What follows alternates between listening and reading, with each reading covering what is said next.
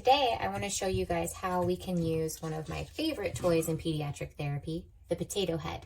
We can use this item to target identifying body parts, following directions, understanding pronouns such as me, my, your. There's lots of fun things you can do and play with this simple toy. First, I like to make sure I have just an equal amount of body parts for both potato heads. So you have 2 potatoes, 2 sets of ears, 2 pairs of eyes.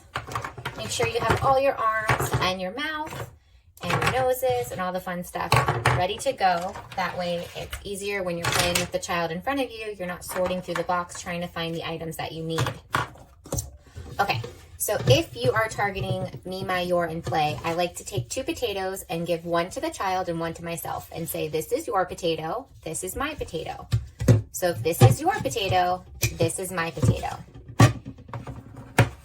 Let's say the child is working on identifying clothing items or body parts, then I might present them with 2 different items, such as this.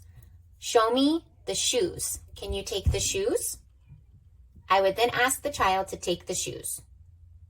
If the child identifies the shoes, you would reinforce and say, great job, those are shoes. If they try to take the eyes, you say, oops, that's eyes, and then you have them take the shoes instead.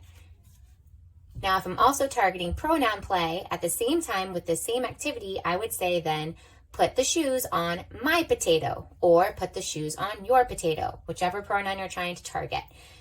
So if I said, put the shoes on my potato, the child would then place the shoes on my potato. If they start to go for their own potato instead, you help correct them and put them on the potato that you instructed them to.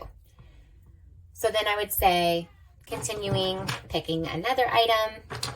Maybe this time I would say, show me your arms. Where do the arms go? And then have them select the arms. They would then choose the arms, and you would say, put the arms on your potato. And then the child would pick up their potato and put their arms on their potato. Again, if the child chooses your potato, you correct them with the right pronoun that you asked them to do for the direction. And this potato's arms are a little bit upside down, but that's okay. I'm just going to jump along here and put the shoes on this potato so he can stand up a little bit easier. You continue with the play. Grab another set. Can you show me the hat?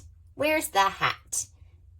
And then the child would select the hat. Again, if they choose the ears instead, correct them and say, oh, that's ears, and then give them the hat instead. I said hat. Let's get the hat. Now let's put the hat on your potato. Hat on your potato, friend. Let's find a hat for my potato. And then we go to the pile. Do you see a hat for my potato? Where's my potato's hat? Here's my potato's hat. And then we put the hat on my potato. Like this. I'm going to jump along here and continue putting the body parts on the potato because I think you get the basic idea of mine and your in play. So we're going to put the eyes on their potato, eyes on my potato, and we continue in the play. Can you show me ears? Making sure you're always presenting 2 choices for the child. If the field of 2 is really easy for your child that you're working with, you can always leave the body parts kind of mixed in on the table and see if they can identify the body parts or clothing items from a larger field size to make it more challenging for them while still using this activity.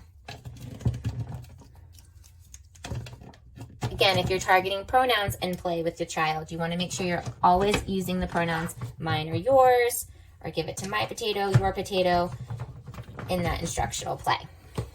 We're going to put the nose on your potato, and the nose on my potato, and then a mouth on your potato, and a mouth on my potato, and we have ears left. Ears on the potato. Yay, now we have 2 potatoes that are ready to play. Another game I like to do with the potatoes with the kiddos after we finish is if your child is having trouble following action commands in play, I might do some actions like make your potato jump, and then have the child make their potato jump, or make your potato run, and then I'll have the potato run, or make your potato sleep, and I'll have the potato pretend to go to sleep, and seeing if they can follow these simple action directions and play with you as well. So there you have it. There you can target following directions, understanding pronouns, identifying body parts, following actions in play. Those are 4 simple goals that you can target just with this one toy with your kiddos in a pediatric therapy setting.